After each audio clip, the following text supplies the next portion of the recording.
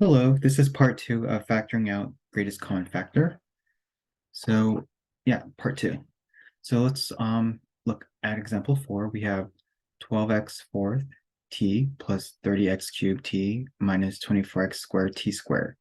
So the direction says factor completely by factoring out GCF, do not solve. So we have exactly three terms, right? This is one term, second, and third. So let's start with our letter t. So on this term, we have 1t. This one, we have 1t. And over here, we have 2t's, or t squared. So what would be the greatest amount of t's can you take out evenly? Yes, it would be 1t. Now let's do our x's. We have x4 or 4x's. Over here, we have x3 or 3x's. Over here, we have 2x or x squared. So what would be the largest amount of x's you can take out evenly? Right, x squared. Okay, now let's look at our constant. We have a 12, a 30, and a 24. Excuse me. What would be the largest number that all of those numbers can be divided evenly, meaning there will be no decimals, no fractions? 3 would work, right? But it's not the highest. What about 4? Let's go a bit higher. How about 6? What about higher? How about 12? Does 30 go into 12 evenly? I don't think so. Let me double check though. No. So I think our largest number would be 6. Okay, now let's look at so what do you have to multiply 6x squared t to get the first term, 12x fourth t? Well, you need at least a 2 because 6 times 2 is 12. And then how much x's do we need? We need about 2 more because when you multiply, you add the powers. And we don't need any more t's. And then let's do the second term, plus, because there's a plus. What do you have to multiply 6x squared t to get 30x cubed t? Well, you need at least a 5.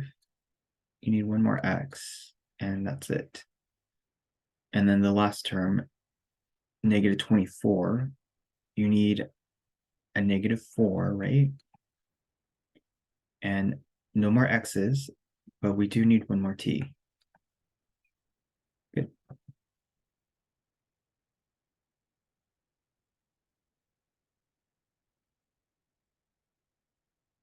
Okay, can this be factored anymore?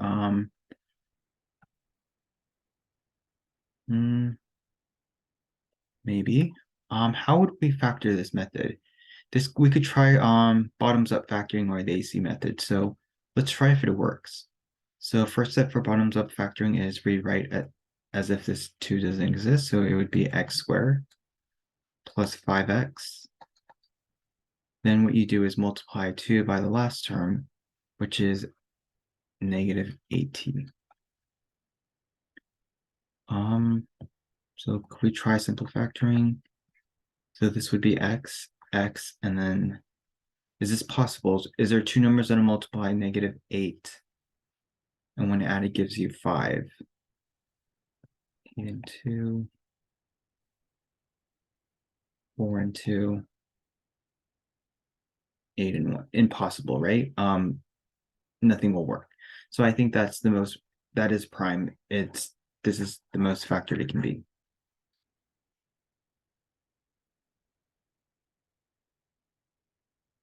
Okay. So final answer. Go ahead and copy, and I'm going to move on.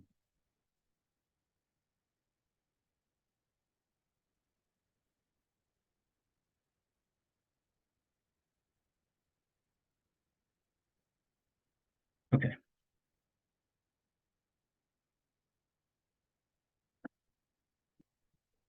Let's move on to the next sample.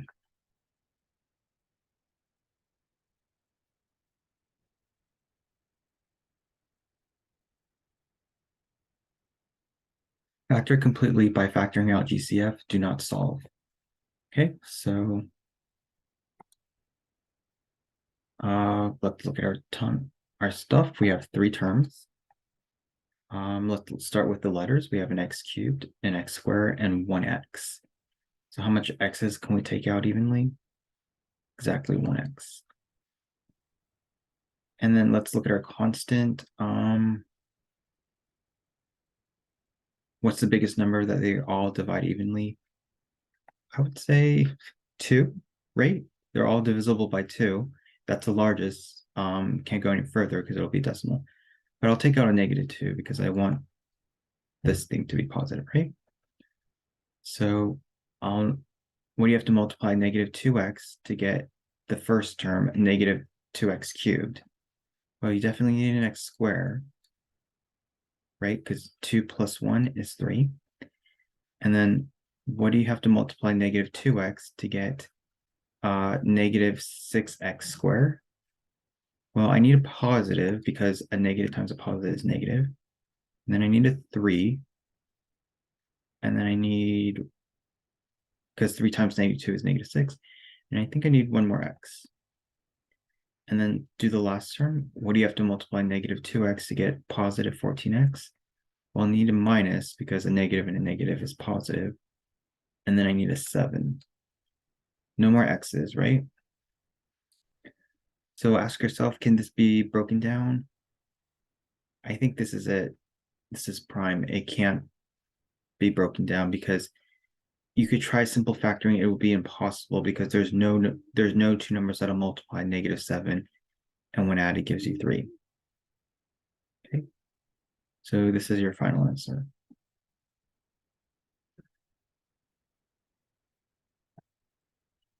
Okay, let's move on to the last example.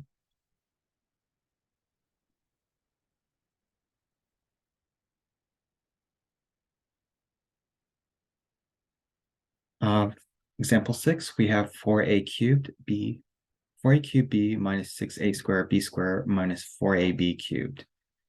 So let's start with our letter B. We have 1b, we have 2 b's, and then we have 3 b's. So how much b's can we take out evenly? Exactly 1b, right? Now, what about our a's? We have a cubed, a squared, and 1a. So what's the largest amount of a's you can take out?